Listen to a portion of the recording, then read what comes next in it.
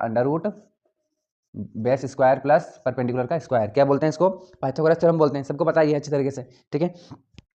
तो देखिए भाई, अब एक चीज़ और समझिए, ठीक है। देखिए हमें क्या निकालना है, अंडर रूट 2, ठीक है। तो अंडर रूट 2 क्या है, हमारा हाइपोटेनियस है, ठीक है। याद रखना जितने भी अंडर रूट वाले नंबर आएंगे उनको हमें हाइपोटेनियस बनाना है, ठीक है। चलिए ये सारे हाइपोटेनियस बनेंगे। अब याद रखिए इसको हमें किस फॉर्म में लिखना है, हमें लिखना है इनकी फॉर्म में, ठीक है, कि पूरा स्क्वायर बन सके, क्योंकि हमें यहाँ पर स्क्वायर चाहिए, ठीक है ना, इसलिए तो इनके आसपास ही लिखेंगे। कैसे लिख सकते हैं भाई, 2 को लिखना है हमें, 2 को, तो 2 को कैसे लिखेंगे, हमें 2 को लिखना है, देखिए 1 हमारे पास छोटा वाला क्या है, 1 है, तो हम 1 + 1 लिख सकते हैं, ठीक है, 1 + 1। अब क्योंकि यहाँ पर स्क्वायर है तो हमें इनके स्क्वायर लिखने पड़ेंगे कि भाई 1 जो है वो किसका स्क्वायर होता है, 1 का ही होता है, ठीक है। तो ये 1 का स्क्वायर है, ठीक है। तो ये हमारे पास बेस की वैल्यू आ गई और ये परपेंडिकुलर की वैल्यू आ गई। बेस की वैल्यू कितनी है, 1, परपेंडिकुलर की वैल्यू 1 है, ठीक है। चलिए इसी तरीके से, अच्छा चलिए इसको एक काम करते हैं, पहले रिप्रेजेंट कर लेते हैं, ठीक है। ये नंबर लाइन है, ये 0, ये 1, ये 2, ये 3, ये 4, ठीक है। दिख रहा है क्या, बहुत छोटा लिख दिया मैंने, छोटा लिख दिया,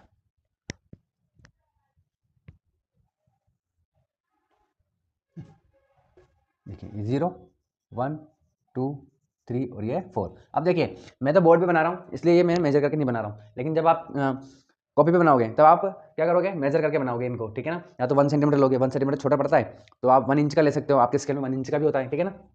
चलिए ये सारे सेम होने चाहिए लेकिन, ठीक है। अब देखिए बेस, ये लाइन बेस है, ठीक है ना, समझ रहे हो। हमें क्या बनाना है, हमें बनाना है ट्राइंगल, क्योंकि ये जो ये हमारी पाइथागोरस थ्योरम है, किसमें लगती है, ये लगती है किसमें, राइट एंगल ट्राइंगल में, ठीक है। तो हमें यहाँ पर क्या बनाना है, राइट एंगल ट्राइंगल बनाना है।